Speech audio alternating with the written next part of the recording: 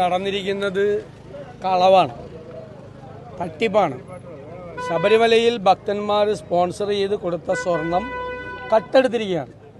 ദേവസ്വം ബോർഡിൻ്റെയും സർക്കാരിൻ്റെയും അറിവോടുകൂടി അവരേൽപ്പിച്ച ഇടനിലക്കാരൻ്റെ അറിവോടുകൂടിയാണ് പരസ്യമായി കട്ടെടുത്തിരിക്കുകയാണ്. എല്ലാ നിയമങ്ങളും ലംഘിച്ച് ഹൈക്കോടതിയുടെ അറിവില്ലാതെ 40 വർഷം വാറണ്ടിയുള്ള ഈ സ്വർണം 20 വർഷം കഴിഞ്ഞപ്പോൾ പുറത്തേക്ക് കൊണ്ടുപോയി. അത് തിരിച്ചു വന്നപ്പോൾ സ്വർണം ഉണ്ടായിരുന്നില്ല, സ്വർണം നഷ്ടപ്പെട്ടിട്ടുണ്ട്. അത് ദേവസ്വം ബോർഡിൻ്റെ തന്നെ അന്വേഷണത്തിൽ നേരത്തെ കണ്ടെത്തിയിട്ടുണ്ട്.